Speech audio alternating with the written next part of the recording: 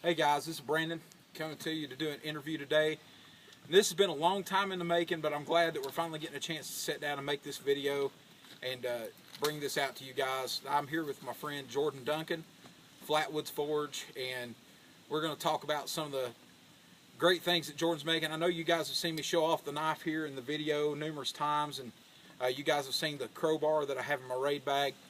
But we want to talk to Jordan. Jordan, how did you get into blacksmithing? Well, I actually started blacksmithing because my dad was a blacksmith, and he got into it to sharpen tools. And I just kind of started as a child, and just when I came back from the Marine Corps, I took a real interest in it.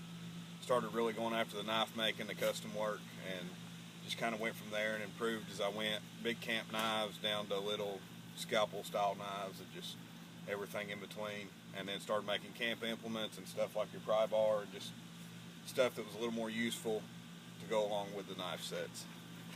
Now, how old were you, do you think, when you made your first knife? When I made my first knife with my dad, we probably made that a railroad spike when I was about 8 years old, somewhere in that range. So started pretty young, quick as he knew I wouldn't burn the shop down. So you've been doing this practically your entire life, and I know that guys like me don't know a whole lot about the process, and we are going to get up as soon as we can and get a video of kind of the process laid out. I'm going to do it pieced together step by step and show you all the steps and kind of what goes in. Now today we made a froe, which is an implement that's used to build shingles, wooden shingles to go on a roof, and that was really interesting watching that entire process. A lot of things, it seems like with blacksmithing, just from watching what y'all do, seem like that they're invented out of necessity more than necessarily out of demand. What's your opinion on that? Definitely blacksmithing is one of those things that when it first started, you would have had a blacksmith in each little village, town, sides of the road. They would have shoed horses, built wagons, stuff like that, and it just became a necessity because you had to have tools. You had to have axes and froes and foot adzes and knives and all this different stuff, and you didn't have electric welders, so if you needed any piece of metal welded or a plow point drawn out and sharpened, anything like that, it definitely became a necessity. And then my dad started doing it as a necessity, just like I said, to sharpen tools, and he started making his own little stuff, hooks and just stuff around the house, hinges, stuff like that you just can't really buy in the store. If you do, it's going to cost you anywhere from $50 to $500, or it can cost you 5 or 6 hours in the forge, and you can have a little bit of fun doing it. And I know it's definitely got to be a great stress reliever when you can go down there in that forge and pound on some metal. But I want to show this knife off, and I'm going to get Jordan to tell you a little bit about what the knife's made from, where it came from, what the steel in it is. Like I said, he is the steel expert compared to what I know about it. And I just wanted to give Jordan a chance to tell you what's in this knife. Now, Jordan does have a website. Jordan, what's your website? It's flatwoodsforge.com. You can go on there. There's pictures of everything I've made up to date. There's also a couple articles on there about using the knife for self-defense, using a knife for wilderness survival, stuff like that, and we do everything from plain Jane to completely custom, so we do all of it. And Jordan also can be found through the TennesseeOutdoorForum.com. And also, Jordan, do you want to tell them about your survival classes? Yes, we're doing a survival class. It's Tactical Mountain Man. We're doing it with Fighting Sheepdog, which is FightingSheepdog.com or FSDSurvival.com. We'll go over stuff just as simple as how to use a knife in the woods correctly, which most people seem to know, but there's a lot of stuff you can do with a knife that you never really think about or don't really think a knife will handle it. If you have a good one, like batoning through wood or anything like that, it should be able to handle it.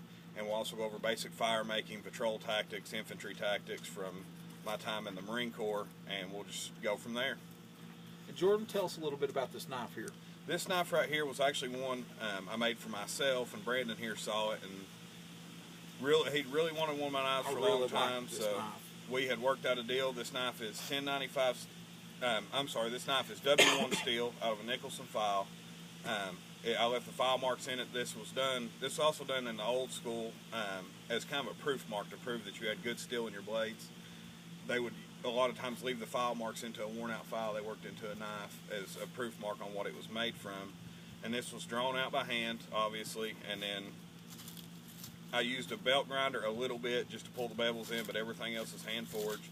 The handles are Purple Heart, and the pins are they're copper rivets, and I just grind the heads off, epoxy them in, epoxy the handle on, then make sure everything's set good.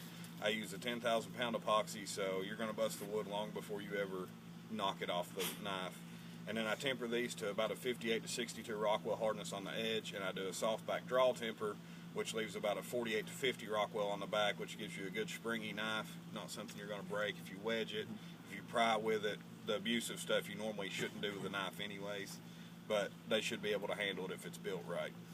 Now guys, if you have watched many of my videos, you've seen the video where I took this knife and I cleaned out an entire fence row with nothing but this knife. This is an absolutely amazing blade. I love it. Jordan does do custom work, price by piece. You can definitely contact him through his website.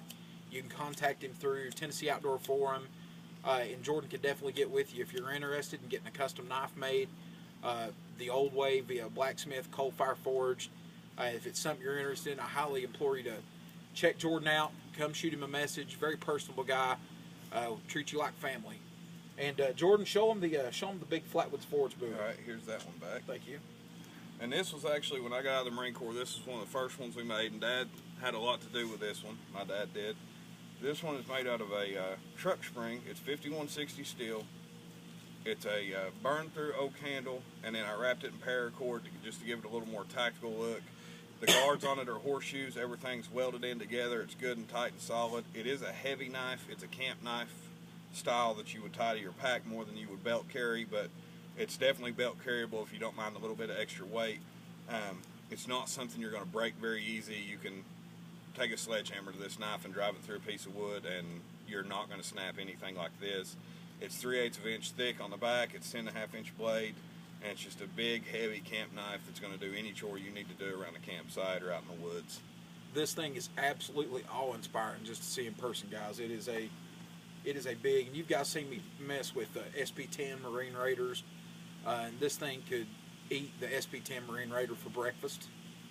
It is an absolutely massive girth, just awesome buoy. I believe you can pretty much do any task you wanted to get done, up to and including cleaving meat. If you were pack hunting for elk or big game, caribou, something like that, you can definitely cleave meat with this thing.